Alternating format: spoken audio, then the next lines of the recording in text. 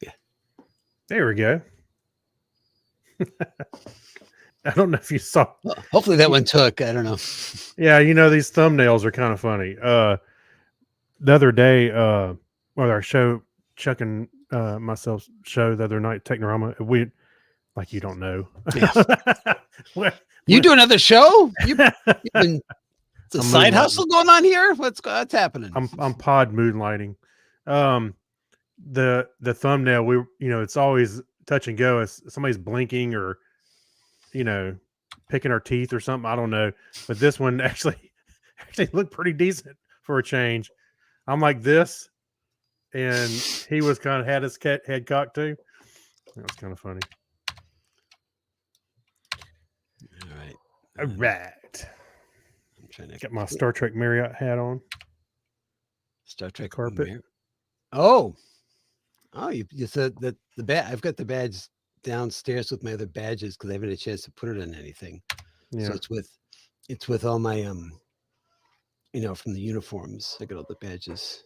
Yeah. in one I thought spot. about putting a magnet on it and try and use it as a, like a TOS. Theirs was kind of just all fabric. Mm-hmm. So, but then I thought, you know what? I'm gonna put on a hat, and then I can kind of wear it whenever I want. Yeah, magnets. I haven't had a lot of, as you know, I haven't had a lot of luck with the magnets. I put the magnets on some of those pips and stuff, and I Mhm. don't have those pips anymore because they just fell right Yeah. off. Actually, the ones I made actually did pretty good. Those are pretty strong magnets, but as a matter of fact, they work too good. If they get too close, one goes flip and flips over Mm. onto the other one. That's like, I think it happened to Chuck, and he was like, "Wow, look, I'm double stacking my ranks." Show off. Yeah. And then, of course, one time one popped off his, and he got demoted. So now I'm reading the book that I bought. One of the books I bought, the Mm-hmm. Star Trek, it's the Next Generation, Blaze of Glory. So I'm reading it, and trying to get started was tough because they're dealing with this alien race, and all of the whole race has a apostrophe in the names. Oh, I thought you were going to say, I thought it would take it to the ultimate that their name was only apostrophe. It's like all the, Yeah, Trek, all this.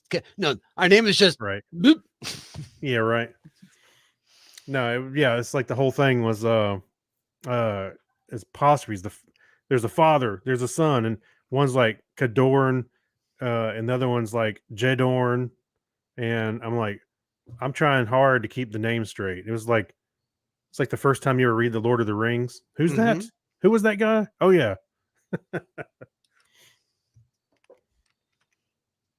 Oh, I can remember to hit record on my side this time. Okay. And so we have one news story, and you provided it because trying to keep the show short, so it's gonna giving it to. Well, I can recap one of the other stories. Well, both of the other ones I've read, so I can maybe talk briefly about the other two that I have on the list here. Oh, that story, that one I Yes, gave you. that one you gave me, Oh, I think there was a couple of them, and that the 2 pages looks funny by itself. and that's the one you went with. Yeah, that's the one. What was the other story I posted earlier? Oh, was it? Let's see. Oh, speaking of, wait a minute, hold on. What's the? Oh yeah, yes, of course, Laurel. That's some, yeah. Now I did see that after our last show. I saw the picture of Shatner's Toupee? toupee, and I remember looking at it going, there's no way I'd have paid. What was it, 13 grand? Too much is the official amount. Yeah, that's right. Yeah, in other words, too much. All righty. So we've got. Oh, I got to do 3 bullet points here, huh? Well, I don't know if you can, but if you can keep track of the chat a little bit. Let's see. I'll have to switch these around because I've got. Let me do some fancy footwork here. I usually have us on the smaller monitor, and I can't really read the text. It's so small up there. But so let me switch this to Oh, there. just do what you can. I'll go back and forth. That's all right. Whoops. Okay, I lost the screen. Come on, screen, where are you? There you are. Enough with the troubles. I need to rearrange this a little bit better. I did find out the little banks of sounds. Mm-hmm. I didn't realize that you could actually rename the banks. Oh, So a word pops so up. you got the Bob Eubanks, the Tyra Banks, the no. Yeah. Burbank. Yeah. No, I can put like Topic is Trek 1 and 2 and and have them all in one thing. I did not know that. Cool. Let's see. Okay. Oh, I'm going to use this joke here because I didn't use it other place. I can't spell it, but I know what I'm writing. It's all right. I did fill in your details on the second mission. Oh, thank you. I put in a second part going, did I write that first part? Because I didn't fit. Well, actually, so I added the other stuff in there. Oh, okay. Yeah, I was just looking at it and I figured, you know what? I'll go and stick it in there. I know this is riveting podcasting here. Yeah. Or streaming. Okay. Well, I think I'm pretty well set here. Okay. So you give me a countdown of what's going to be easiest for you. All right. We're going to give this a shot. See, you ready? I'm ready. 5, 4, 3, 2, 1. This is The Topic is Trek, episode 148 for Friday, October 27th, 2023. Coming up in this episode, caves. Because caves, a unique piece of memorabilia and a blast from the past. All that and more right now on The Topic is Trek. Tucker didn't trip, he was pushed.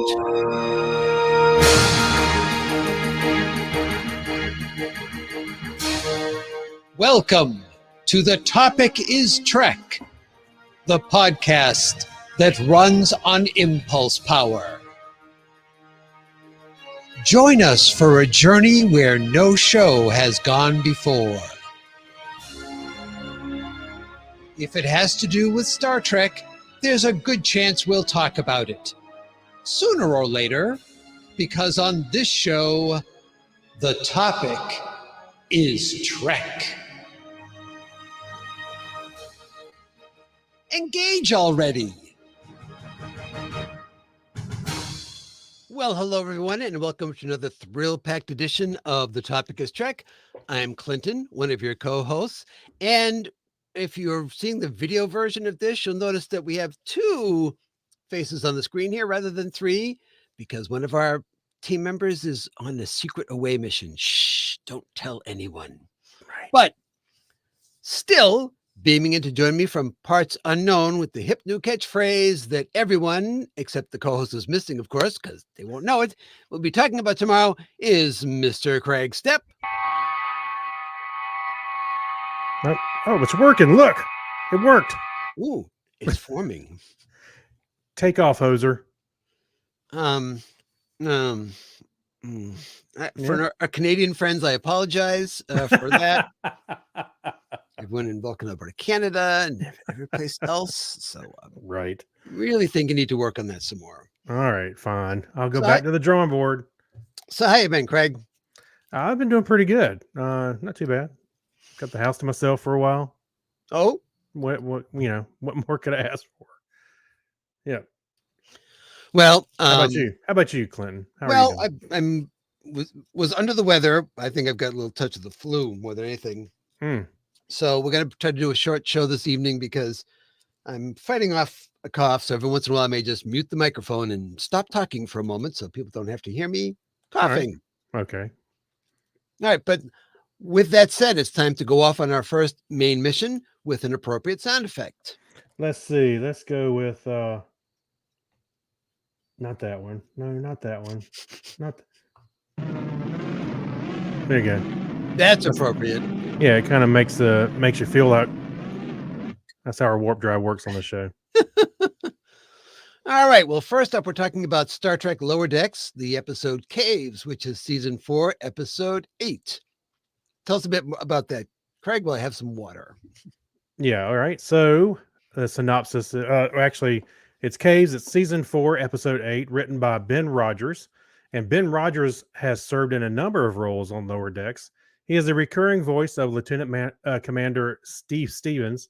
In addition, at various times, he has served as story editor, executive story editor, writer, co-producer, and supervising producer on the show. Other works include voice acting in projects such as Solar Opposites, Batman: The Audio Adventures, The Last Drive-In with Joe Bob Briggs, and The Son of Zorn. He also was a writer on the Comedy Central live action series Workaholics. And it was directed by Megan Lloyd, and Megan has directed 3 episodes of Lower Decks and all season 4. All of them in season 4. Lloyd has served as a storyboard artist on seasons 2 and 3, as well as previously doing storyboard work for shows such as Transformers: Earthspark, Trick or Treat Scooby Doo, and Jurassic Park: Camp Cretaceous. And I never saw Transformers or Earthspark or Trick or Treat Scooby Doo, but I did watch Jurassic Park Camp Cretaceous. Oh, you did? Was it good? It was a lot of fun. They even had a bonus episode, one of those choose your own adventure type things in there. Oh, really? What was it on Paramount Plus or something? No, it Netflix, I believe. Oh, okay. No, I missed that one. All right, and we have a short plot synopsis. The Lower Deckers, Yes. Lower Deckers. Yeah. So I'm sorry, we were talking there for a second. The Lower Deckers go on a classic cave mission that tests their friendship. Indeed, it does.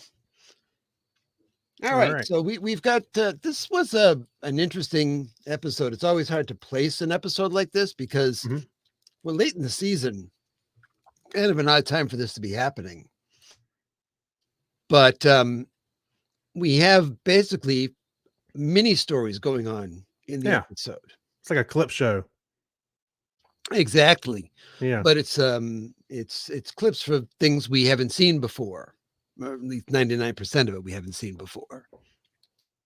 Oh yeah, totally. All this stuff I don't think we've really seen much. Yeah, they I like how they get all excited because they're going on a mission together, and then of course uh, some of the excitement dwindles quickly when Mariner realizes they're going down to explore a cave. Yeah, caves. Might have to be caves. Yeah, that was kind of funny. Yeah, so I don't know how you want to handle it. How you want to go about this? You got slides, right? Yeah, we'll kind of break it down for the uh, obviously the first thing that happens is they get caught in a cave. Mm-hmm. Hold on a second. Okay. Yeah, they get caught in a cave and they're going down to explore some organic moss or something that they find in there. And I'm trying to look at my notes at the same time. This is going to be a really slick show tonight. Let me Oh tell you. yeah, absolutely, absolutely. I'm muting the microphone every 3 seconds. I feel fine. It's one of those things though that where it's like all of a sudden you feel like you're gonna cough, and I want to make sure that that does not happen. Well, I'll try to talk. I'll talk closer to the microphone and like I'm on Yeah. FM, and maybe that will help things out. There you go. Can you still hear me? I if I did that? can. Okay. Yeah. Okay. The mellow sounds of Trek After Dark. Oh no, that's a Whoa. show. Whoa. Whoa, whoa, whoa. Trek After Dark. So of course they get caught in the cave. Yeah. Because that's what happens. You have a cave in, and of course that means that the ship can't locate them because with the rocks beat technology every time. Yeah. Well, right off the bat, they lose communications, right? which But I have a mirror. question. I have a question here for you. Sure. They beamed in, right? Hmm. The ship knows where they are, at least. Is anybody coming for them?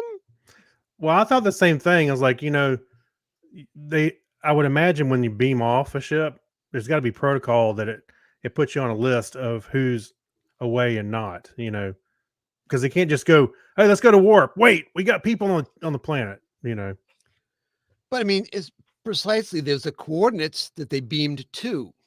So Mhm. you would think you would go looking for them right there immediately if you couldn't get in contact with them. Right. And they were there for long enough to tell all these stories and Right. nothing. Well, the Moss kind of cut off the communications and stuff, so they couldn't really call for help easily. Yeah, I suppose they didn't necessarily know they were in trouble at that Yeah, point. That's right. true. That's right. So, but yeah, I thought about it too. I was like, wouldn't the ship keep tabs on who's off ship and you know, You would hope and so. so supposed to be part of the crew complement? So yeah. Well, we're So traveling a bit lighter today, Captain. What's going? We seem to be moving faster. That's not how space works, but yes. yeah, who lightened this load? Oh, we must have dumped the trash. So anyway, so the Moss actually grabs Tindy, starts to eat her boot, or dissolve her boot, um, which is kind of interesting. And you start going, "Hey, what's going on?" And the Moss growth rate conveniently gives them just a couple of hours, But also you know, conveniently to find a way out. lights up the room so that Rutherford doesn't have to keep using his built-in flashlight. That thing, I know that thing's like a Swiss Army knife. It's got You notice everything it? on it. You notice after he said he didn't need it for that anymore, had this grid he was projecting onto the wall Yeah, instead. yeah, scanner kind of thing. Yeah, But they're trying to figure out a way to get out of this situation. So hmm, they've all been in cave situations before because it's Trek. They've all been in cave situations. that's right. But the stories they start telling, the other people have no clue that this thing happened. So the first one has to do with our friend Levy. Wait, well, I get the first full story Yeah, because Tindy's trying to tell her story true. and she keeps getting cut off, because it's about being in a turbo lift and Not a cave, not a you're cave. like, that's not a cave. Yeah. But yeah, here comes Levy again. Who apparently his first name is Steve. So there's a lot of Steves on the Enterprise because you get Steve Stevens and Steve Levy and Oh yeah. Yeah, popular name in the future. it is. So Boimler gets the lucky assignment of joining Levy on this mission to do some exploring. Of course, they get caught in a cave, Right. as one does. But that's Levy's fault because he shoots off a phaser and that causes the collapse of the cave itself. Well, Boimler finds that vehicle that can only seat one person and it's conveniently got power and everything. Like, oh, this is our way out. This is our ticket. And then Levy decides to destroy it. No, here's Mr. Conspiracy Guy. He destroys it, thinking that, oh yeah, it's classic. They're Yeah, the Vendorians are yeah, responsible for this. that's right. And of course Boimler blows up at him. You idiot. Well, he said something else, but Yeah, and he makes poor Levy cry. yeah, I was like, wow, that escalated. Yeah, it made him cry. And then of course, shortly thereafter, we find out that everything that Levy said was right. Because they're the Vendorians right there, Yeah. which is Yeah. not the first time we've seen the Vendorians on lower decks. At least one of their episodes, I think, there was like very briefly in Mhm. that chase scene type of thing. Was it the first season, right? Yeah, they were Was in it? here. They've been on the show twice. Yeah, This time and another time. and of course they were also from the original series. And I had a picture here that they've changed a bit. Yeah, a little bit. Actually, not far off, to be honest with you. Um, What was that? the int- I'm sorry. I'm sorry. I'm getting ahead of myself, but go ahead. yeah, so they seem to have gotten a bit squatter because they're very, very spindly legs in the animated series. It's actually they seem less animated Hmm. in Lower Decks than they were on the animated series, which is a rare occurrence, I would think. I would say not much was moving on that old series. But this one, the arms were whipping around all over the place. So I was very Mhm. surprised That's because I right. went back, to take a quick look at it. Now, granted, it probably was the same whipping around like every single time you saw them, but Right. still, Like it an was octopus. something. But That's right. it's very elongated, whereas the ones on Lower Decks are kind of more squished. Hmm. And they made the decision to have the their foreheads or whatever that part would be above the illuminated eye Eyes. Yeah. parts, I guess, unique to every single one of them. Hmm. One of them looks like an RSS feed or something. It's very strange. That's right. One looks like a hazard laser area. The guy in the Mhm. middle looks like a laser warning sign. All right, so they find out the Vendorians are responsible for all this stuff, and we also find out that everything Levy has been saying about them, it has some basis in what they actually do. Yeah. What I thought was funny was the callback. They mentioned did Steve Levy made it mention it about the Well, he TNG era issue about the warp, warp ruining the space. Yep. Mhm. Yeah, and they said it was his information was a pleasant mixture of basically truths and made up things and embellishments. Yeah. Yeah, I thought that was funny. I was like, "Oh, they made it up about the space thing." And Um, and it about warp. reconciles with Boimler saying, which I love, is like classic Trek heartfelt wrap up. Well, Levy, you're still a crackpot with dangerous beliefs, but I've learned not to, I don't know, yell at you. I don't Yeah, know. that's right. Hey, they fed him nice. They gave him crickets. Yeah, giant crickets. Oy. I was like, you know what that reminded me of was like Indiana Jones, where they eating the monkey brains and and the scarabs or whatever it was on the. Ugh, Disgusting. that's right. All right. So meanwhile, back in the cave, the cave that the four lower Oh, deckers, oh, former wait a lower second. deckers, are in. Yeah. I did like um when the Vandorians they uh were celebrating that they got them to be friends, and they lifted them up and they were celebrating. I was like, wow. The I just thought, logistics of that with those legs, I it's know. impressive. Yeah, I know, right? So in the actual cave, we find out that In the present. boy, yeah, that they can try to communicate with the ship by what they're going to use gammonite, Hmm.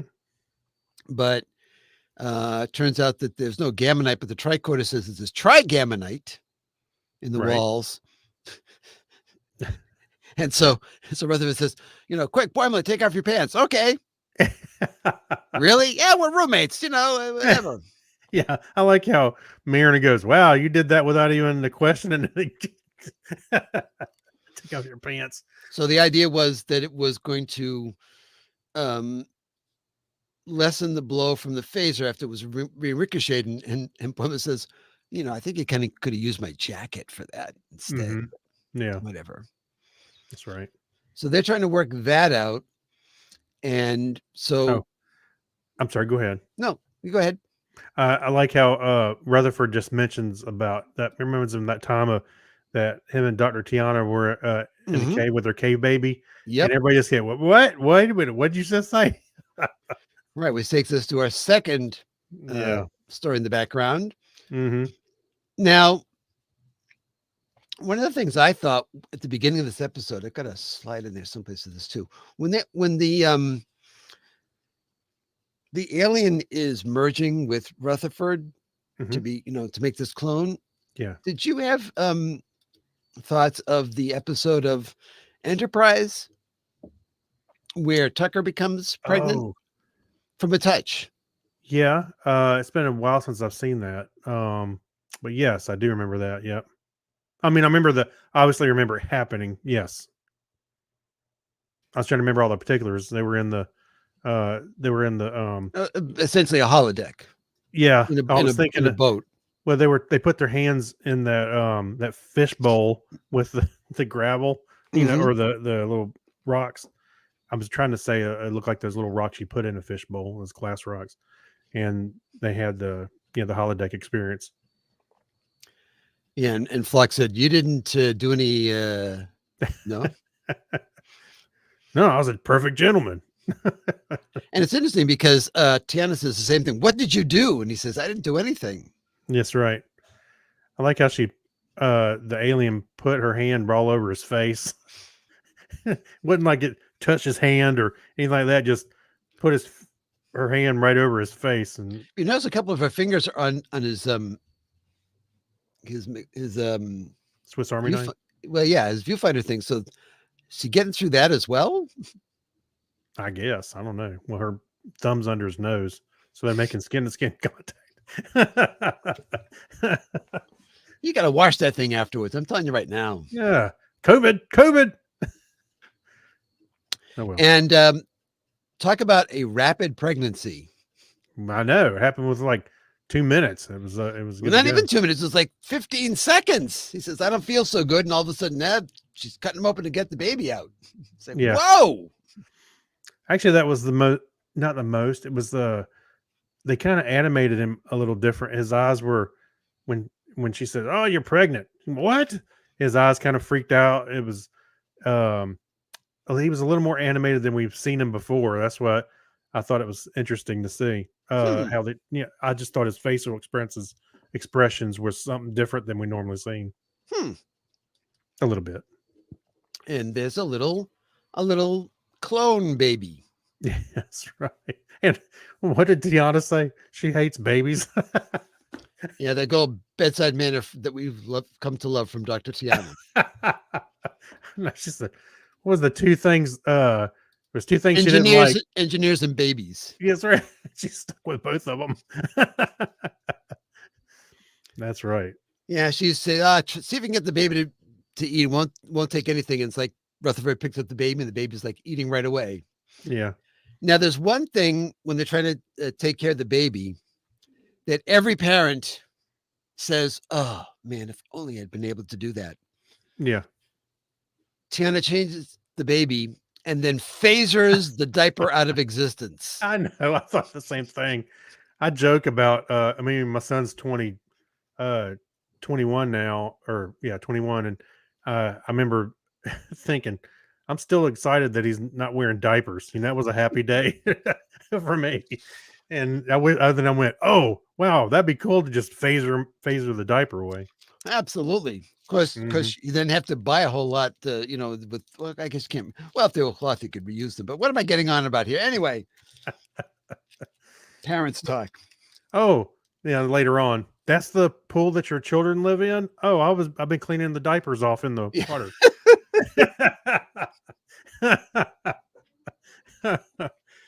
Oh boy. So this story was, I think, the most interesting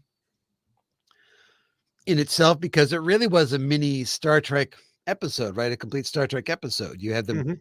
yeah, they get caught in a cave, but after they've, you know, done something that they didn't know was the wrong thing to do, and they're attacked, and other weird stuff happens, Yeah. and then they, come to a realization at the end of it about something, and it really was. You have a little bit of change of personality between the characters, and I just felt like this one was a complete story rather than just oh, here's a thing that happened. Mhm. Like I felt the one with Levy was okay. Levy is kind of validated in what he was saying, which I'm not sure is a good thing I know. Well, yeah. because he admitted himself that he makes up half the stuff. Right. Yeah. He even said it on the show. He's like, "Oh yeah, I'm part of a forum where people share information and make Yeah, validate things." yeah. Talk about ideas and such. Mhm. That's right. So, yeah, and Tiana, I like this a little bit because you could see a side of Rutherford where he was being all nice and parenty, father like. I was to say Mm, father like, but he gave birth to the thing. Um, but he was being really fun with, he was having fun with the kid, and then Dr. Tiana kind of warmed up to the kid at the end. I thought that was cool. I did find it interesting, somebody's observation. I think it was the guy, Sean Ferrick, who does Ups and Downs, that maybe Rutherford is so good to this kid because Badgie didn't turn out so well and realized that Badgie needed a hug. Right? Yeah, maybe.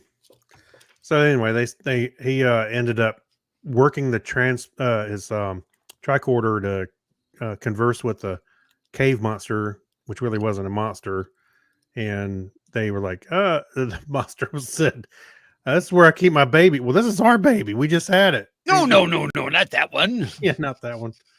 This one.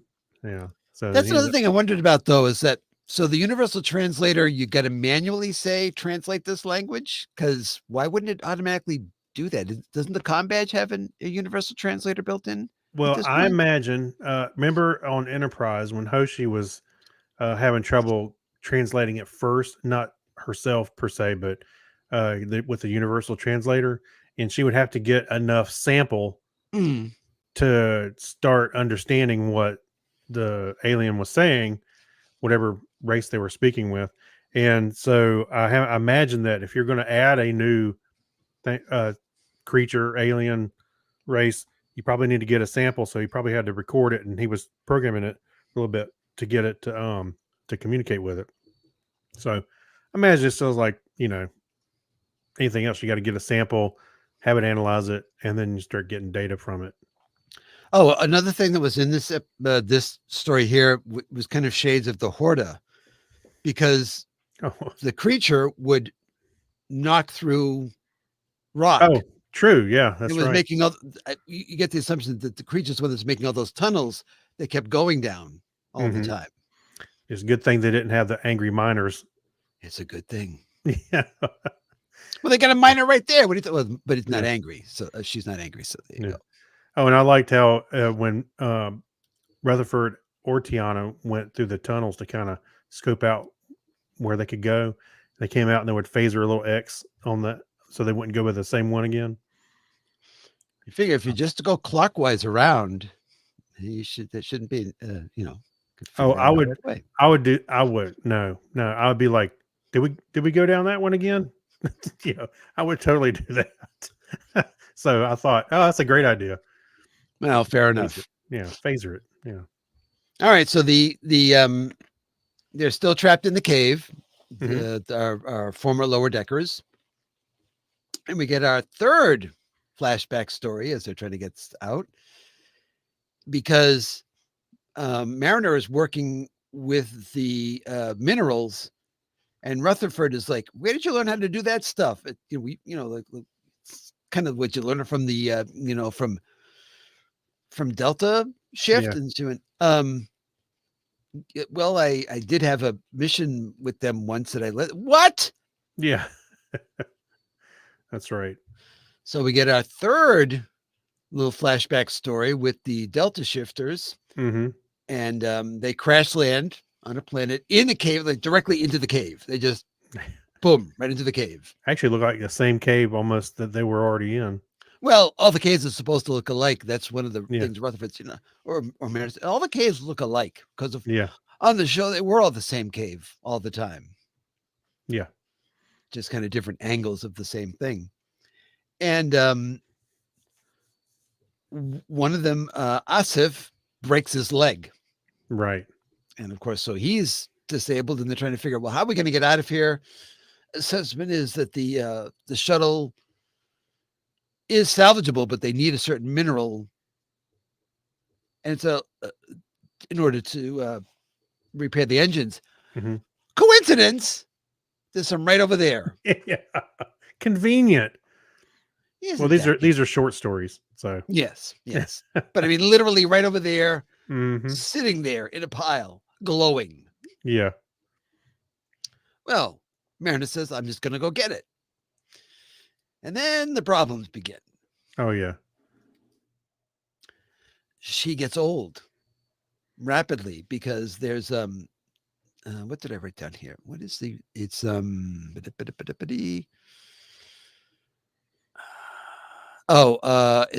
it's emitting chronotons, and so Hmm. there's biotemporal flux going on. Right. Technobabble. Yeah. So she took each step. She was getting older. There was a point when did you see at one point she looked like her mom? Oh no, I didn't notice that. Her face had the wrinkles and stuff just like her mom for a moment. I was like, whoa, that's kind of funny. Wow. Yeah. So, and then the other, I forget the other character's name. She was trying to go with her, and they were their hips were going out, and they were trying to get there. And It they're was trying to stupid. one up each other, going, "I'm a better person. I can do this, and you can't." Yeah, Neither of them can do it. yeah. And of course, they bring the younger guy in, convinced him that his leg will heal when he gets into the chromatons.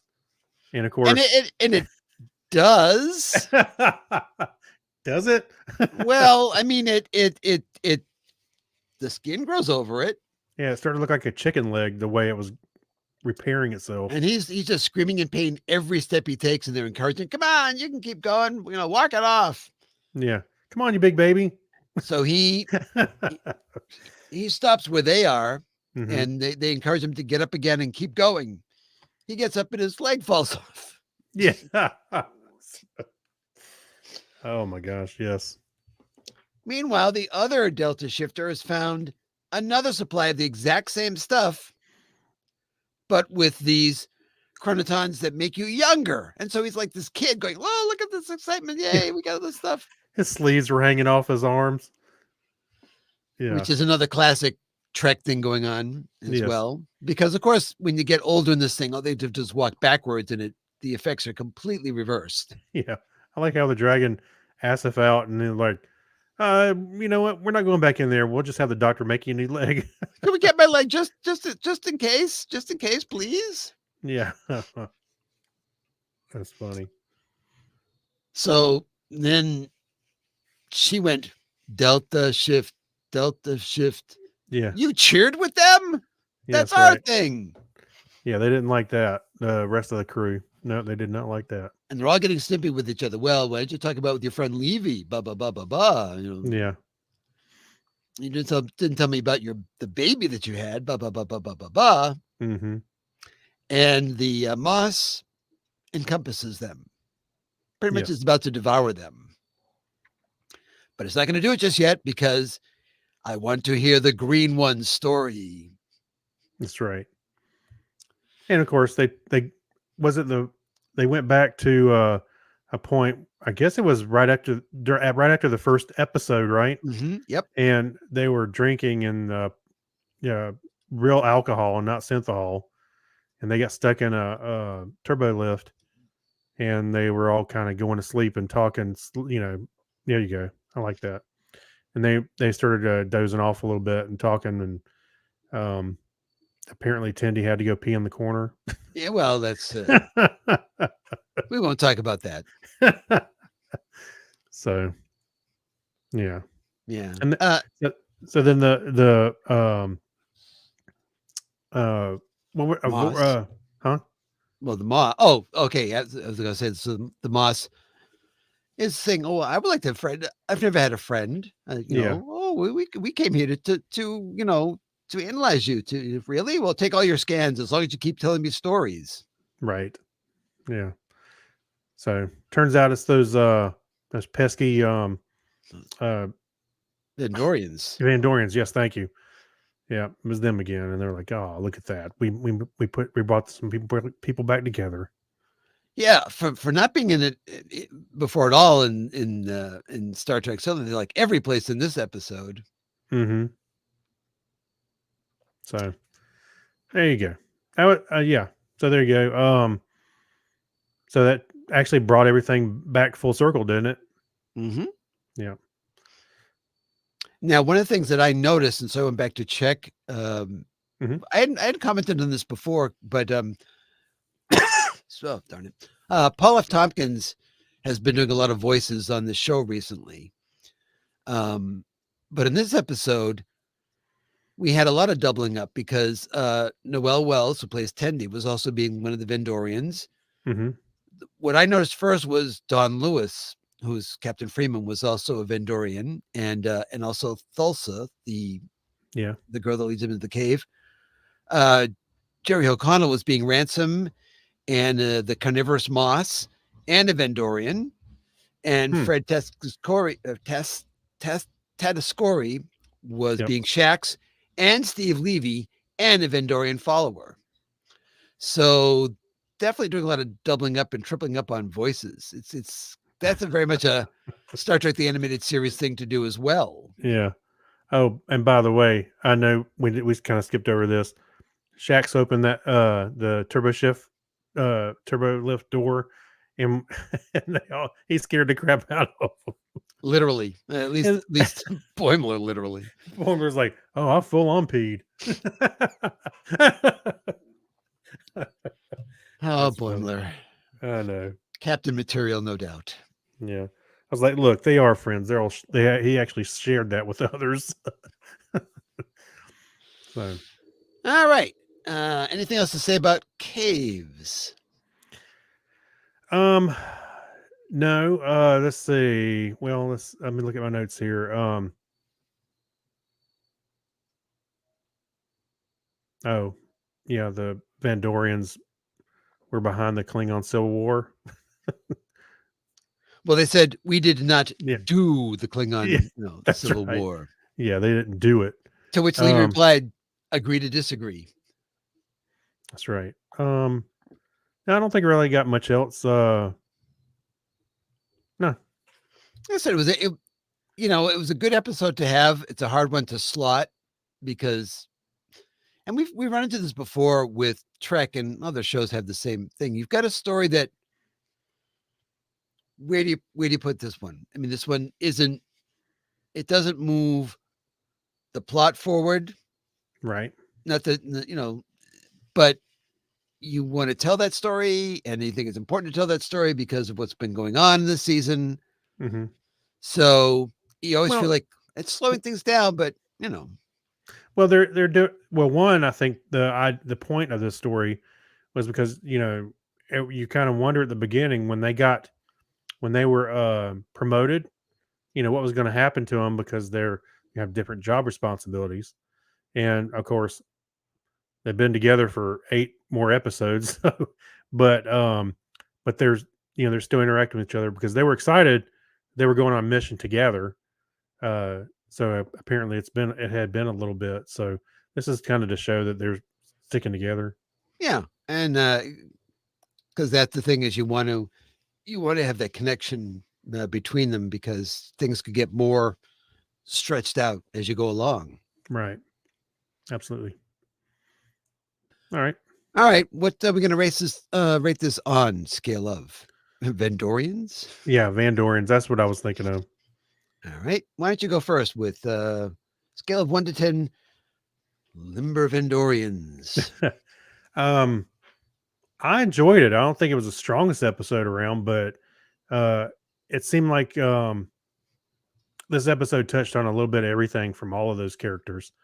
And they've done a good job moving the characters forward throughout every season. It's not just been slapstick the whole time, which I think was a little bit of a worry before we even started watching Lower Decks. Mm-hmm. So I think they've done a great job with this. This is an example of that, bringing those characters forward. So I'm gonna give it an 8. I really enjoyed it. It might maybe a little bit more, but I'd say at least an 8.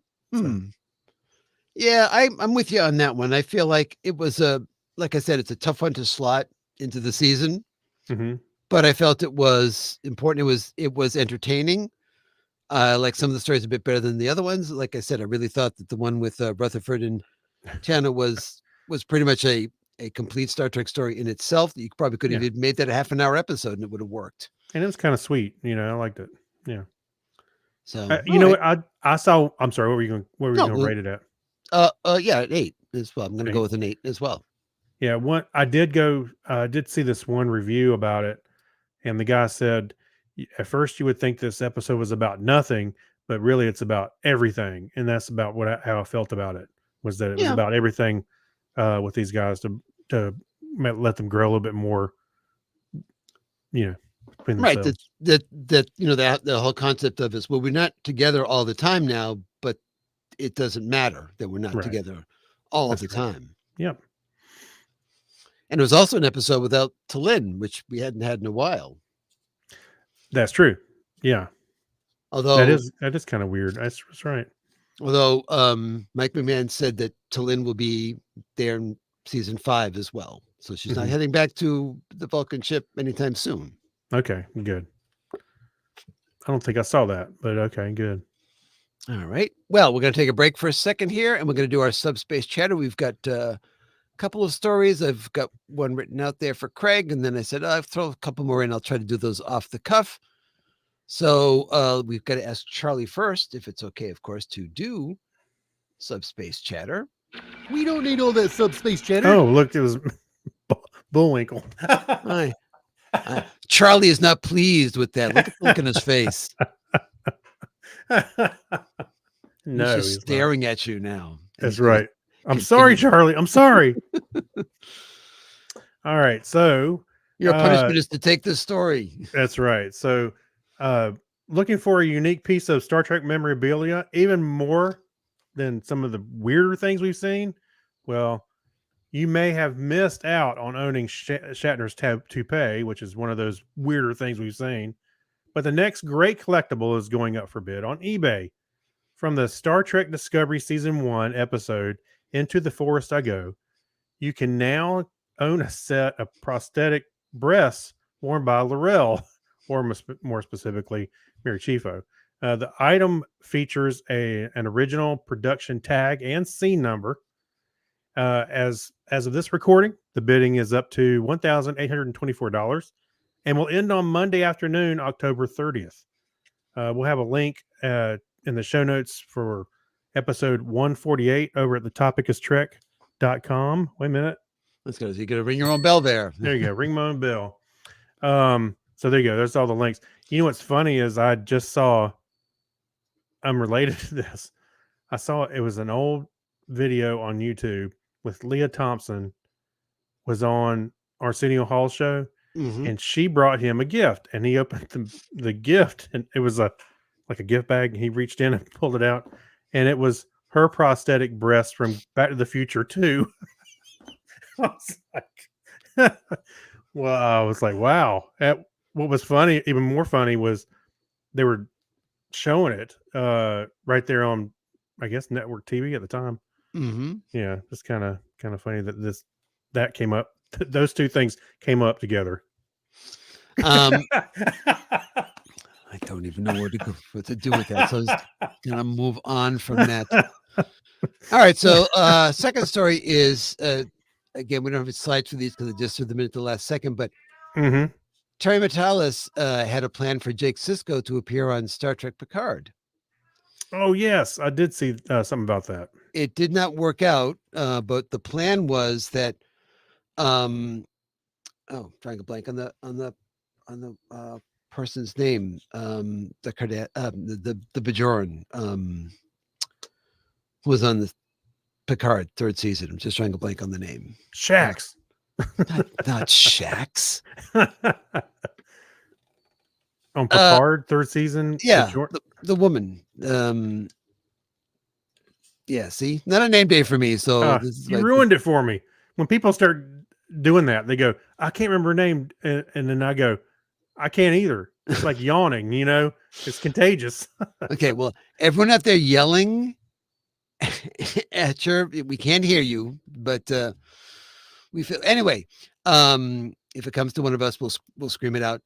She was going to go, she mentions when she's talking to, I believe, Picard, that Ro. Yes, thank you, Ro Laren. Yeah. She went to the press first, and that's where Jake was going to come in.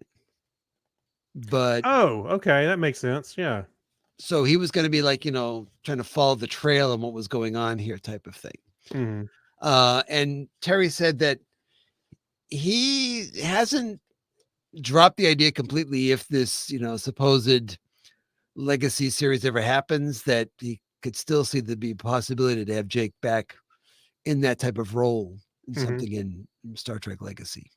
Which Yeah, again, we haven't heard anything about that, so it'll don't be know. like uh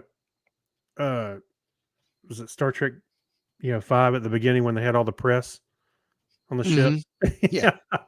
Yeah. Hopefully with more to do than that, but Yeah. and then the other one, excuse me for a second. All right.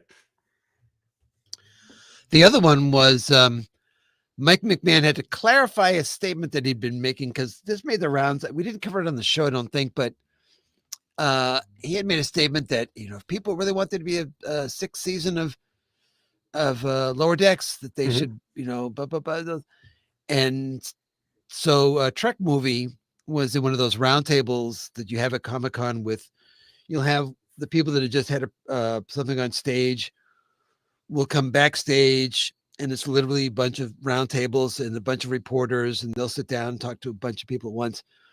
So they asked about this thing. They said, well, the thing is, I'm always paranoid about this. It's like it's always going to be canceled. It's always going to be the end. It's always going to be. Yeah. So I haven't heard anything. I'm just saying that, if you like the show, enjoy the show while it's on, because it's on and you get to see it.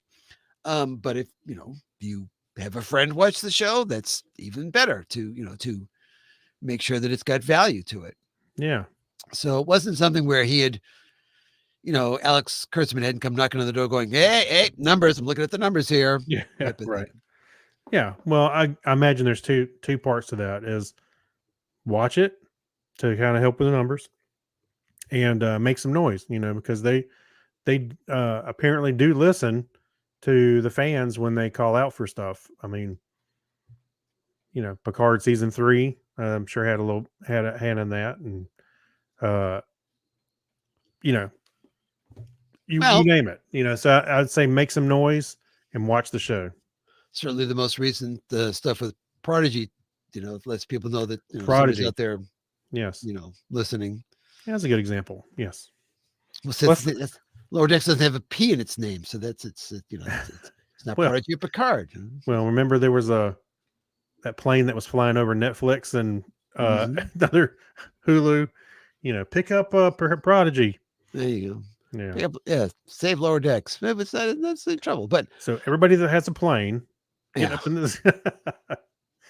No, I have a feeling that we're gonna get a 6th season, maybe 7 to round it out, like past Star Trek seasons, Right. series.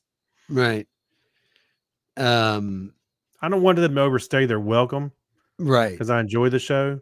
I don't want it to get too crazy. Well, I but- think that because the characters are progressing, I think Mhm. you've got a natural.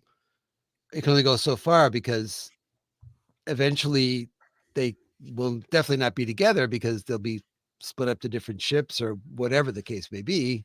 right. And I think that could be kind of the end of it at that point. Mm-hmm. Yeah. Yeah. Of course. All right. Marin will become captain at the end. Yeah, we're going to talk about Mariner a whole lot in a minute here. So we'll get to right. that in just a second. But we've got links to 59 additional stories that we didn't get a chance to talk about. And they Yeah. cover all sorts of things, the classic TV series, streaming series, a bit about some of the movies, and a lot of miscellaneous pieces that are thrown in there. So you can go over to the show notes for episode 148 over at the topic is Trek. Oh, hold on. I missed the decibel. Hold on.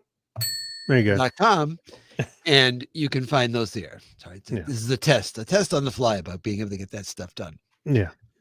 All right, but now comes my favorite part of doing Subspace Chatter, and that's when I get to say goodbye, Charlie. I want to stay, stay, stay, stay. Hold on a second. I got to get back. There you go. Charlie. Now, Charlie is not happy with you once again. He's also still here. Yeah. Oh no. Yeah. Well, he said, I didn't say I was leaving. Yeah. You said you were leaving. That's right. All right. But we're going on to part 2 of Main Mission Part 2 with an appropriate sound effect. Wow, right with that Rocky and Bullwinkle thing going on there. Yeah, that's right. Sounds like the Flintstones are moving in. Yeah, really. It's a living. That's right. And this is Star Trek Lower Decks, The Inner Fight. You know, when I saw that title, I obviously, Well, I'm sure yeah. you did too. I was like, what? Okay. Right. Which is obviously a play on the inner light, Yes. but really has nothing to do with the inner light. It's not even similar. I'm surprised No. they burned that title on this one. Yeah. Right. And it was written by Mike McMahon and Mhm. directed by Brandon Williams. And Brandon Williams is known for Star Trek Lower Decks, Solar Opposites, and Mortal Kombat Legends: Battle of the Realms. Well, that's a lot of title there. Mortal Kombat Legends: Battle of the Realms. Right. You don't have to pronounce the colon part. Wow. I must. It makes it even longer, that title. All right. Hey, briefly, have you watched Solar Opposites? I have not, because it's on Hulu and I no longer have Hulu. Oh, you don't? Oh, okay. I thought you did.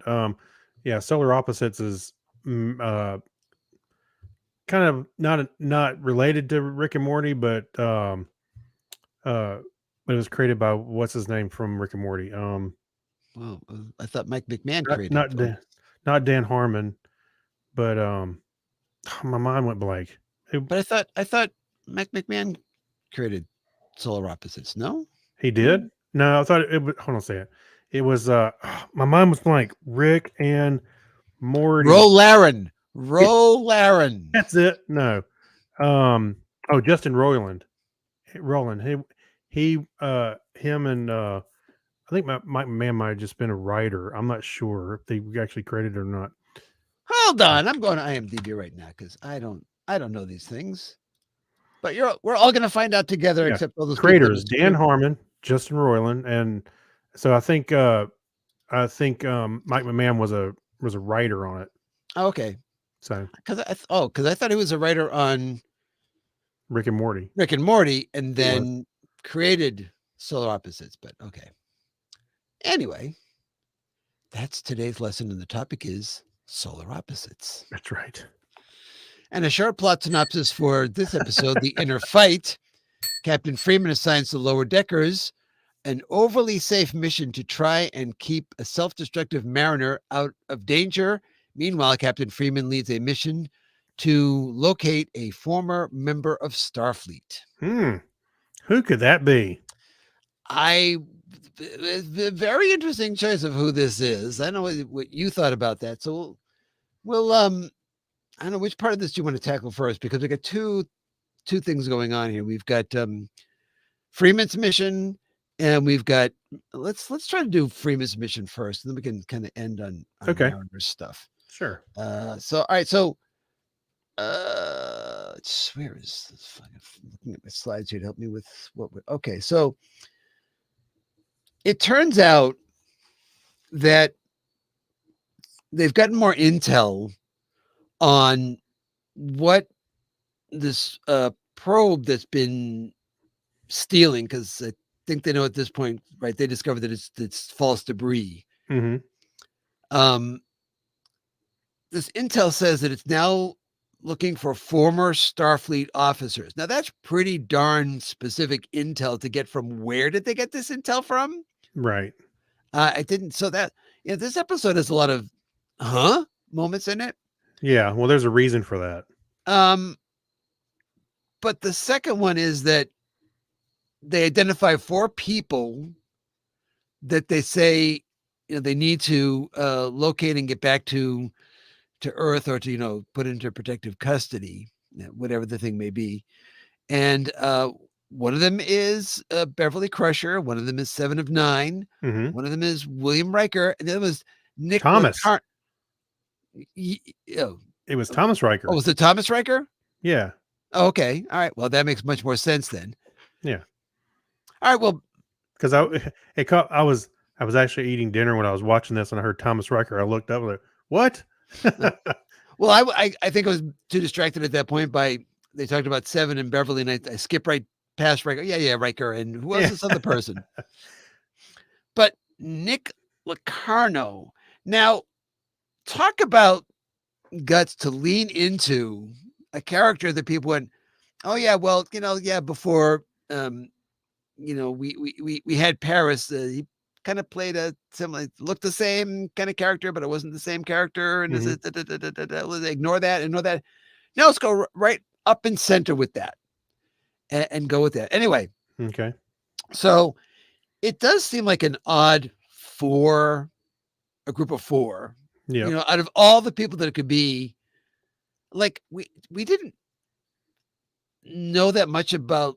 Well, we didn't know anything about what happened to Locarno after Starfleet because they Right. never talk about him again. Right. Apparently, he's gone mercenary, but there's got to be thousands, if not millions, of people that are former Starfleet officers. Why just those four? It just was really weird. Yeah. Well, again, there's a reason why I think they were vague on a few things. If you So want to they- know what, I mean, because obviously at the end it says to be continued. Well, they're going to wrap it up a little bit more. But yeah, they got some intel that these four Starfleet officers, well, that ship was going after old Starfleet officers now.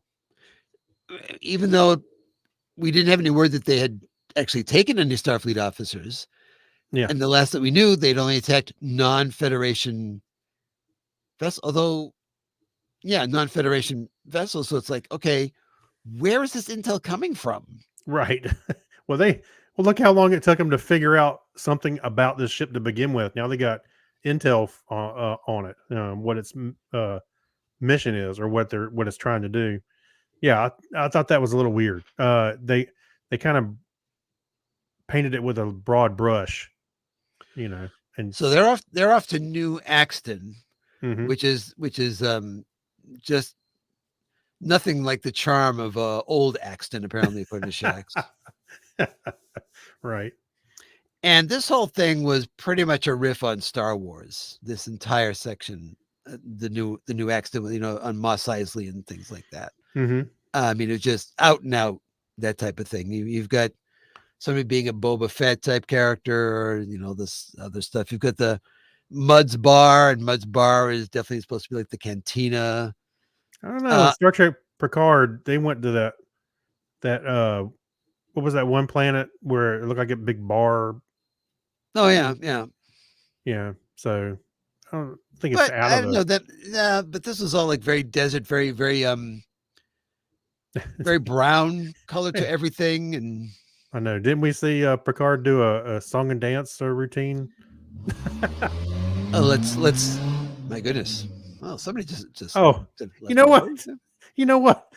Do you have your window open or something? Yes, I do. 'Cause Oh. it was 80 degrees here today, and I don't know why. I was like, wow, what is going on in my house? I didn't realize it was coming from you. All Get right. the muffler fixed, pal. It'd be much better for you. Yeah, no kidding. All right, so they go down there, and Freeman's going to use her. What she aced her hoodlum and racketeer seminar, so she's going to be leading this. Hey. Did it really help her on this one? Well, I don't know. You tell me, because theoretically, she wanted to do everything wrong to force them Mm-hmm. to give the information to who they wanted them to give it to. Well, no, I mean, she went up to the bar or the restaurant, and she immediately tried to make it. Yeah, we're here to wanted to get a little rough and have some drinks and stuff. Oh, with the 2-hour wait, ma'am. And she made it sound like she was trying to push her upper class status or something. Well, to, I like get I like a how table. I like the fact that she says all that stuff, and he goes, I know you're Starfleet. You're wearing your uniforms. Yeah. Yeah, we aren't simpletons here, please. Yeah, Yeah, and the place sure. was named Muds. Yeah. And the person inside, the bartender, kind of had a Harry Mudd outfit on and had the mustache and everything. Right, yeah. And then some little creature drinking at the bar and just like falling over off the stool. And it's very, very small character and a very tall stool, by the way. I'm hoping the character was okay. Yeah, I'm sure he's So- fine. Long He's fall. animated. I mean, I've seen Bugs Bunny do some pretty amazing things to Daffy Duck, and they turned out okay. Well, that's true. That's true. Yeah, so they're striking out here. They eventually do get into Muds, Mhm. and they go to talk to the information broker, and the information broker is Uh, Baylock, or it looks like Baylock moving its head very stiffly Mm. like Baylock, and at one point, its sparks are coming out of the neck of it. yeah, I thought it was going to break or something, but it didn't. And of course, Freeman goes, that's a puppet. Yeah. Look at that puppet. And she grabs the thing and says, and it turns out, no, it wasn't a puppet. It was actually a character, a creature that Look at his face. His face also starts emoting, because it's kind of stiff. And well, then she picks him up and she slams him onto a table, and who's pulling the strings? that's right. Oh my gosh, that's his face. So I mean, you have to either she didn't know what she was doing at all, or Mhm. this was all orchestrated to make themselves look so bad that when the bounty hunter shows up, they just automatically say, I'll give it to this guy instead. Yeah. And because she went out of her way to say, well, what if that person buys the information that we need? It's like, what if that person buys the information that we need? Really kind of like pushing them to sell it to that person instead of them. Right. So I can go both ways on it, that they stumbled into that being how it all worked, or Mhm. kind of that was the plan to begin with. That's true. Yeah. Well, it was the plan to begin with. And we find out that the bounty hunter is actually Billups. Old Billups shows up when you need him. First thing he does when he takes off the helmet is straighten his hair up. That's right. Can't have that. Yeah. So they get intel. So now they have the intel that was sold to them by not Baylock, Not Baylock. and they go to find Nicky Poo. They go into his workshop, which again looks something straight out of Star Wars at that point. Mm-hmm. And what they find on his wall are the plans to that little ship that's been Yeah. taking away all the other ships, the non-Federation ships. So clearly there's a connection going on there. All right, so we'll loop back to that Mhm. in a bit. For this first part, though, like it said, it seemed like there was a lot of weirdness going on. The setup for this bit, if one was to assume that Freeman was actually manipulating the Baylock into doing what he did, then I'd say, okay, well played, I suppose, at that point. But you have to make that assumption, otherwise this thing could have crashed and burned really easily. Sure. So I'm not sure what's your overall impression about what was going on in this section? I don't know. Just kind of. I don't know. I don't know what I was thinking, or if I have an impression. So, no, I don't know. I don't really have an impression to share. All right. I mean, it's very, very fragmented to me, which leads Mhm. me to the second part of this, which is, Mariners and the landing parties. Wait a minute. Sorry, because Oh, you're talking about the whole piece going to the planet and seeing the plans and stuff like that. well, this whole part about Captain Freeman's mission. Yeah. you know. Oh, okay. So, um, I would say I thought you were talking about something just specifically seeing the Yeah, those plans were they well drawn? yeah, well drawn. I think I think it was okay. It seemed like I didn't know where it was going, and like you said, it seemed like they kind of stumbled into a way to get the plans by buying them with Billups, but then but you got to know ahead of time to bring Billups in, otherwise you have to do it at last minute. So I don't know. I think it was a pretty. I think they planned it ahead of time, and I think it was okay. Yeah, Okay. I mean, Now, I don't know. one thing I don't have any slide of, which for you people in the audio listening on audio, it's like, oh, Mhm. that's okay because Yeah, you don't see him anyway. what do we care? Is the cold open of this week's episode was a research station on a planet where there were these tremble lizards, Hmm. tiny little things, and the researchers there, were studying them. And of course, Mariner says, "Why did if it's the Starfleet scientists get to study a different creature every 2 weeks?" And he says, "Yeah, Yeah. but I love these creatures. I've grown to respect them." And then the barrier that's protecting them from these acid filled creatures breaks down, and he screams. And I said, "Didn't we just have this with Moopsy?"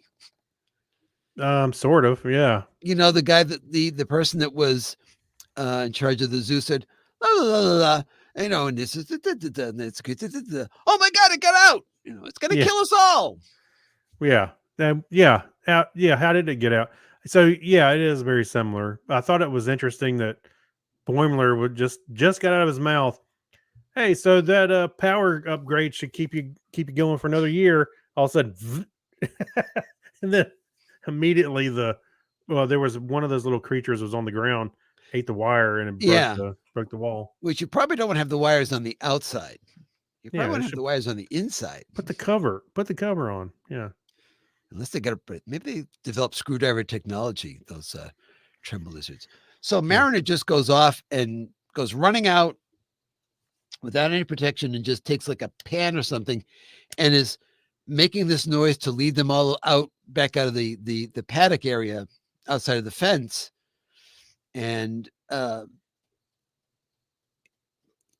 it was like this. Does she have a death wish? So we're seeing this like again. Mm-hmm. That just on the fly, not consulting with anyone. I'm just going to do this thing. And she survives. Of course, she gets the researcher killed, but that's another story altogether because she has one of them on her back when she comes back in again. That's right. Oh, wait a minute. Remember Boimler was going to help, but he had to put his anti-venom pants on. Yeah. Mariner, at least put on the pants. Yeah. That's right. All right. So after that point, Freeman is saying, what is happening with Mariner? And I need you people to keep her safe. And then comes this other weird part. Again, it's like, what the heck is going on here? Mm-hmm. If I'm understanding this correctly, and I like replayed it 7 times. So you watched it 7 times? Well, just this section. So there's 4 people that they've got to get, right? They've got to get 7, they've got to get Beverly, they've got to get Thomas Riker, and they've got to get right? Yeah. So Freeman's feeling is that she has to get Mariner away from the ship because they're going after, excuse me. Oh. They're going after Nick. Yep. And it could be a bad influence or something. It could cause her to. I'm thinking, wow, that's a bad setup. It just felt like a lazy setup to have something else going on here. Okay. It did a little bit, yeah. Because I don't know. I guess also because of the randomness of. I thought, what did she know him at the academy? If she knew him at the academy, that would be even weirder. Because how old is Mariner? All right, so they take her instead to this satellite where they're just going to do repair work on this relay station satellite type of thing. It's like a weather satellite, wasn't it? Yeah, and there's like no danger whatsoever, and of course, immediately that's a signal that there's going to be danger because the first thing that happens is that they run into a decloaking Klingon bird of prey that's been at the station. Yeah. And she just immediately pushes everyone aside and starts flying the shuttle. Yeah. And the shuttle ends up crash landing. No, the shuttle does not end up crash landing. That's in the previous episode. It's fired on by the Klingon ship and they transport down just before the shuttle explodes. That's right. So now they're on this planet with all these weather storms and so forth, and weird encounters start happening at that point. And first thing we see is the Romulan and the Ferengi, who look like they're chasing each other, but they're actually like decoying this other. Now, was the third thing in that scene? There was another shot that I didn't get a chance to watch again. Mhm. The one that got caught in the trap. Was that the Klingon with with some sort of covering on him? Because Yeah. it's okay. Because Yeah. when Mariner sees him, he like pulls that off, right? Yes. Okay, all right. Yeah. He had it on, and I don't know. I'm not even sure they knew. They thought it was knew he was a Klingon or not. The Ferengi and the Romulan, but they're fighting, and a Mariner jumps in and puts her 2 cents in, and that Again, without consulting anyone or telling anyone. yeah, and it did look like a some kind of savage or something out of the trees, but he gets his leg stuck in a trap, and so the Ferengi and the Romulan are fighting over it, and then Mariner jumps in, and then it gives the Klingon that looks like a savage time to get out of the track, and you see the purple blood Yep. on the little horns or little spikes they had stuck in the trap. All right. So then we run into more characters, and it's like, okay, why is there so many all these different people on this same planet? Because then Mhm. Mariner goes on her own, and she's attacked by this Klingon whose name is I had this one up because it was like Martog. no, it's Ma. I'm sorry. Is that your cough kick coming back in? Yeah, it definitely is. Mwah! Ah, Yeah. Well, Uh, as soon as I saw the Ferengi and the Romulan, and then we of course see the Klingon, I was like, wait a minute. I realized that we were talking about I think the creatures that were taken, mhm. from the little shuttle ship thing. Now, another question that I have at that point is, okay, there were more than 2 people on all those ships, Hmm. but only seen like 2 Orions, 2 Romulans, 2 Cardassians, 2 Ferengi. Oh, it's Noah's Ark. I don't know about that, but it's like, well, where is the rest of these crews? Mhm. So I don't know what's going on with that. But yeah, we come to find out. Well, first thing that happens is that Mariner has this heart to heart with the Klingon that she's fighting. What's his name again? Ma, I just like hearing you say that. ma. Mwah! And because they have to stop their fight because there's a glass shower, which I thought was pretty cool. It was Use of the pretty cool, but I shark. was like, wow, that's dangerous and scary. And it must have been the first time it happened because the Klingon was like, "What is going on?" And thinking, "Oh, I guess it's not a common occurrence." Yeah. At least not Uh, since he's been there. so they are stuck in a cave. What a surprise! Stuck in a cave while Mhm. they're waiting for the storm to pass by so they can finish their duel to the death.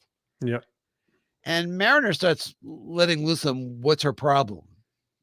And it's a story about Cedo, who she modeled herself after, Mhm. her friend at the academy, who got assigned to the Enterprise and apparently ended up on a spy mission and got killed. And it's because Mariner said that her goal had always been to be a captain, but she just didn't want to have any of these responsibilities. She did not want to, be sending out people on missions, which she said before, and where somebody could get killed. Mhm. And so, unless that was Boimler, but that same thought, really, that she just doesn't want this. She just wants to stay an ensign, and she doesn't want to move up in rank. Right. Um, I don't know. I mean, I guess I can take it that you can confess something to your bartender you wouldn't tell anyone else because Uh, she's opening up like she knows all this stuff already. This is Mhm. not something where it's like hidden and she doesn't know the reasons that Or she's it was doing just it. yeah, she was just revealed to her or something. Right. She clearly knows and Mhm. has always known that this is why she kept turning down promotions. It wasn't like, oh, well, I think it's because of this. No, it's because of this, exactly because of this. Right. So I thought that was odd that she never confided in anyone else. And it's not like that's what she was confessing was that big of a deal, right? I mean, in the sense that, okay, I understand you've had a very bad experience with that type of thing, and Right. you know, that may not be your thing. All right, well, we will note that in your records. Yes, right. We'll put that in your permanent record. Well, they'll put it in your permanent record that, you know, would prefer to stay, you know, a junior officer, Mhm. you know, that type of thing. And okay, we're good. We're done Yeah. at that point. Or, you know, is there anything we can do to kind of help you work through that or whatever the stuff is? So it just seemed she had all the answers and she just like, Wait a here's minute. all my answers. So that's what you had a problem with? I had a problem with her. Not really a problem, but I thought it was odd that she was opening up to the Klingons she was just fighting. Well, that's what I'm saying. That's what I'm saying. You will tell things to Oh. a bartender you wouldn't tell to your best friend, Yeah. right? Which is something calls back to the pilot Well, episode of Star Trek. Well, Klingons are so nice and warm and Oh yeah, inviting, kind. and of course the Klingon like calls her out on it, saying Yeah. that, you know, well, you're not honoring your friend, you know, by what you're doing. Mhm. You know, she gave her life so that you could, you know, have this ability to like muse on things and want to be doing Yeah. exploring all that Live. type of Yeah. stuff. That's right. So the storm is over. They're about to go back and fight again, and she just instead gives him a big old hug, which Klingons are not known for the hugging. They're just not known for that. Right. What are you doing? Let me go. That's And right. so they don't have the fight to the death, but they go off and they try to find out what's going on. And then that's when we run across everyone else Mhm. who has been trapped on the planet there. Oh. So we And by the way, her opening up to the Klingon, how odd that was. This is another example of them bringing the character forward a little bit. She's as soon as she externalized her feelings about her friend that she was trying to model after, and ended up getting killed, and so on and so forth. She was opening up, and like I said, externalizing her thoughts. She realized it on her own. Really, he did call her out, of course, a few things, but this is another example of pulling the characters forward, and to some degree explains a lot of some of the things that we've seen her do that we've all on this show going, why is she reverting? Why is she doing that? She's right, going backwards right, because she was trying to, you know, stay in a certain spot. So, right. And of course, what happens then, which I think is a really rather quick catharsis, but you know, they find all the other people that are trapped there and she doesn't want to fight them. She wants to rally them together. So she gives a classic Star Trek speech about, you know, working together against a real enemy and blah, blah, blah. And she's inspiring everyone to do that. It's like, okay, so all you had to do is talk to Klingon and suddenly, you know, yeah. you're much better now. Hey, and by the way, I love the expression on that face. He's What like, are you "Ah!" doing? What are Yeah. you doing? Yeah. That's funny.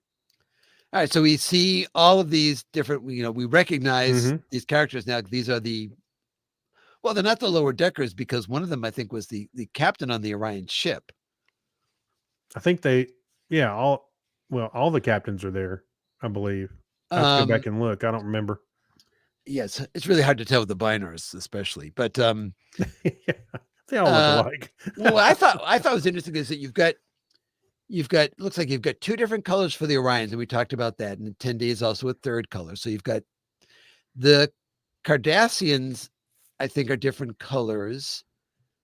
Looks like the Romulans are different colors, not the Ferengi and not the binars. So Right. there you go. You think the binars are that classic color that was on the animated series, that pink. Yeah. It's everywhere.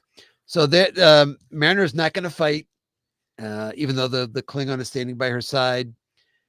And Tendi comes along, and of course, when Tendi comes along, all the Orions, you know, All hail Princess. they bow down before her and Yeah. stop that right in its tracks.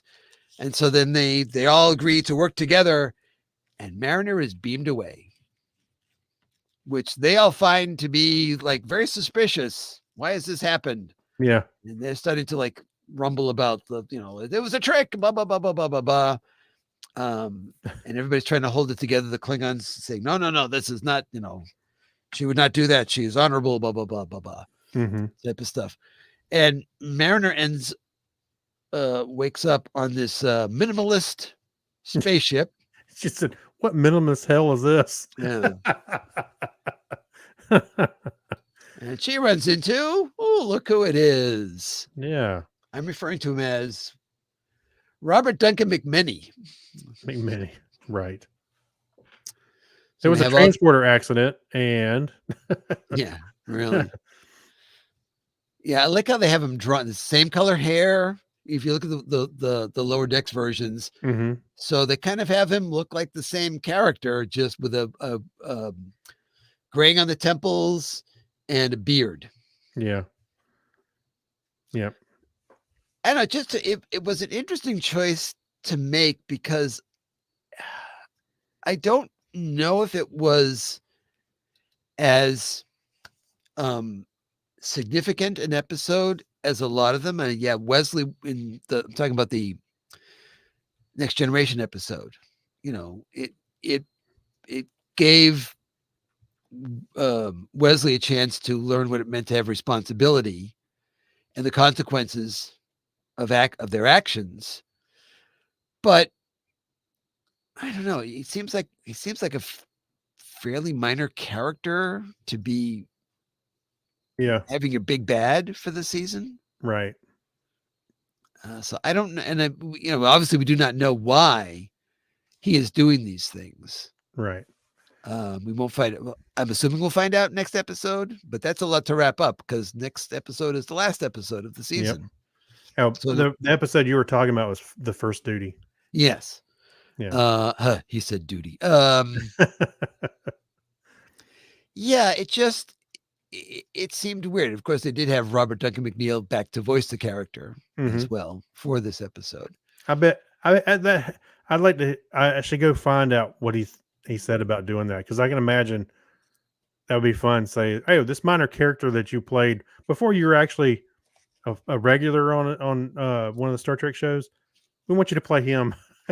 He said, "You're thinking of the right guy, right? Because you're not thinking about Wesley Crusher and that. No. Yeah. We're talking about you." That's right. So I thought it was an interesting choice. Well, I'm curious to see where they go with it. It certainly was one that I don't think anybody anywhere on the internet or off the internet said, you know who I think the big bad is in the season? Yeah. That guy from that one episode. Well, I'll say the one thing that I think for the most part, how many times have we guessed, what's going to happen on Lower Decks? I think they do a good job mixing it up. Right. I mean, as long as you don't have it be off the wall, just to be off the wall that you wouldn't guess it. I mean, that's what I'm saying. I need to find out what the deal is here. Why has he brought all these aliens, races? It's not really the right way to say it, but all these races, all these to this planet. What's the end game there? Is it something against them? Is it something against the Federation? Is it something against Starfleet? Is it something not related to any of that stuff? So even though we now know who, we really have no idea why. Maybe he's wanting to do the Colvard Starburst again. Oh, I hope not, because that did not end well the first time. No, it did not. Not a good thing to do. I have a feeling that's going to show up. Oh, yeah, I wouldn't. Yeah, but I perfected it this time. Yeah. Okie dokie. I promise. I've been working on it. Any other thoughts on? Because this is our next to last episode of the season. Any other additional thoughts? I think they also call that the penultimate episode. Yes, they do. Yeah. Well, of the season. Yes. Yeah. No, I don't really have any more thoughts. I just to be the ninth episode, I know we're getting ready to rate it, but to be the 9th out of 10 episodes seemed a little underwhelming. But maybe when we see the last episode, since it's a two-parter, that things will be a little more clear and make more sense. So Yeah, know. because there was so many loose ends. Like I said, right from the beginning, I'm going, why those 4 people? You know, is that something that intel that he leaked, Mhm. perhaps? You know, to kind of like give some false leads or something like that, or Yeah. because if all right, another thing I want to know is, well, where does Mariner know this guy from? Did they go to the academy together? I wonder if Because he ages would preclude that, keep that from right. Well, happening. that's what I'm saying. Is like, how old is Mariner? If because if he wasn't in the academy, he didn't graduate, hmm so he wasn't even in the academy like the entire however many years that Well, is. Well, remember, she may be a little older than the rest of her, I think she is great- because she talked about her time on DS9 and all these other yeah, places. yeah. She said it's looked like she had a whole career before Lower Decks. So, at least the way she talked about it a little bit. So maybe, maybe that's the case. I don't know. You know, I haven't sat down and done the math on paper, but it just seems like, oh Wait, in other news, you do math, yeah, well, I didn't say do it well. I just said I do it. right? All right. Since if I have anything else on this one, Oh, Rutherford's eyepiece has an X-ray mode now. oh yeah, because it's just whatever you need. I'm You telling get you, that. Swiss Army knife, man. No, there's guts and everything inside that thing. It's not a puppet. That was funny. That little thing, his arm started flailing around. And his little throne that she puts him back on. Yeah. Seat there on the table. That's right. Oh, that's funny. He wasn't. The one thing that was missing is I don't think he was voiced by Clint Howard. Clint Howard did not voice Baylock. That was Lurch. Jack Cassidy. Yes. Did the puppet Baylock, and obviously he could not do that, but it would have been fun to have Clint Howard do that. Yeah. All right, it's time to rate this one, though, huh? Ted Cassidy, by the way. Ted Cassidy. Oh, Jack Yeah. Cassidy is David Cassidy's father. There's a lot of Cassidys around, by the way. There are. There's almost as many as there are Steves. Steves and Cassidys. That's right. All right. I will go first here. I'm going to Okay. give this one. I don't know if the second episode will redeem it any. I'm going to give this one. I'm going to give this one a 6.5. Ooh. Okay. I just felt it was too much setup and weird conveniences and things wrapping up too fast and stuff. Okay. I think for the same kind of reasons, I'm gonna give it a 7, but because I kind of like the setup, but at the same time the episode seemed a little underwhelming, and I did like the addition of Nicholas. I'm curious to see where they go with that. But at the same time, just the episode felt a little underwhelming. And I'm with you. I'm hoping that the second part of this episode, the last one, will kind of pull it up some. What if they have, since we know he's around, what if they have Tom Paris back in the second part to be hunting Nick Locarno? That would be And kill him. yeah. It's like killing myself. Kind of are. I don't know. Yeah, that would be cool. All right. Well, those are our opinions about those episodes. We're coming up next week, season finale. Yes, right. So we don't know if it's going to be a to be continued or if this will wrap up this story or not. I know that a couple of weeks ago, Chuck predicted that he didn't think that this story would wrap at the end of the season. That makes no sense to me. Chuck. I don't know. Well, if there's something bigger going on here, it's like I just can't see where Nick wanting to cause some chaos is enough.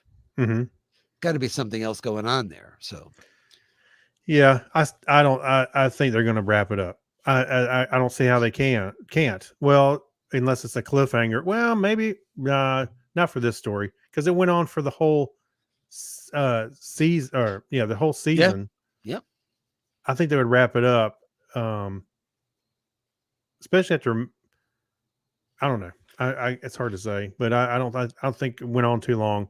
They need to wrap it up, and then we move on to a new story or something else. Right. And as it was, there were 2 episodes out of the 9 where it Mhm. wasn't mentioned at all. Caves, Yeah. there's no mention of it. Right.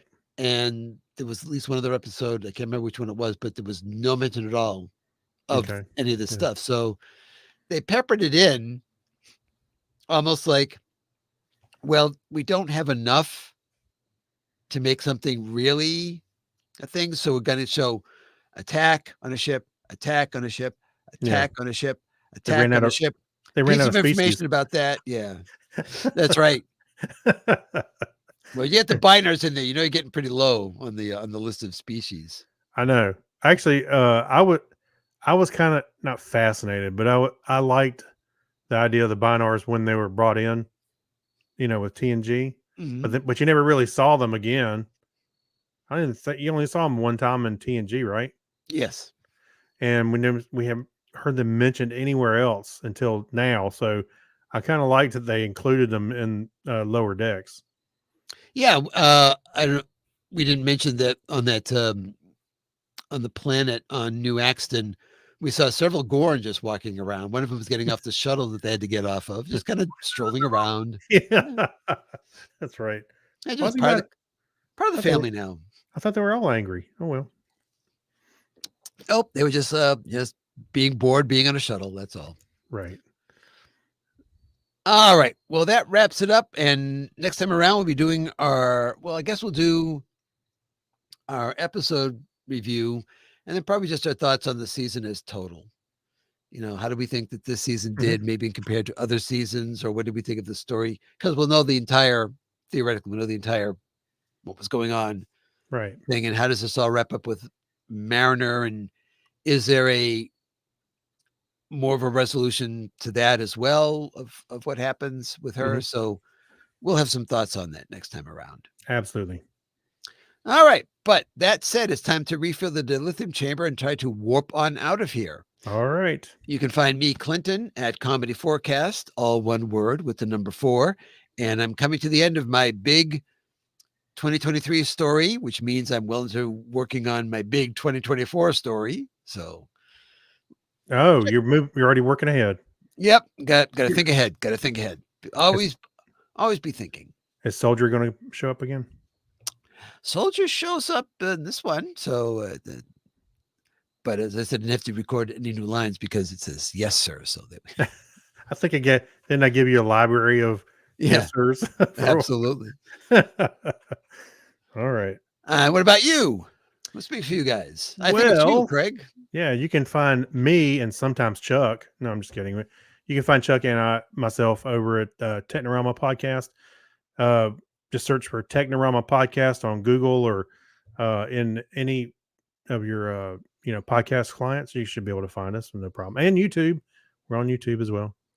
And ask your local AI. I'm sure they'll be able to Yeah, tell you as well. a big warning come up. Stay away from these characters. All right. I'm going to see if I can get through the outro here. So All right. let's give it a go. If you like the show, please be sure to tell a friend about it and subscribe so you never miss an episode. We'd love to hear from you. Follow us on X, visit our Facebook page, or visit thetopicistrek.com.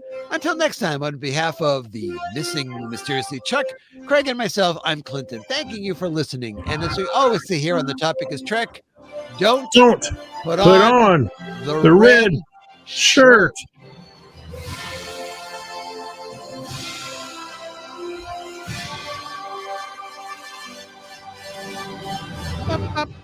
Ba-da-ba-ba, ba-da-ba-ba, ba-da-ba-ba, ba-da-ba. by Menon. No. Exactly, Eric's. And we're out. There we go. All righty. Going to end the stream here by going, boo.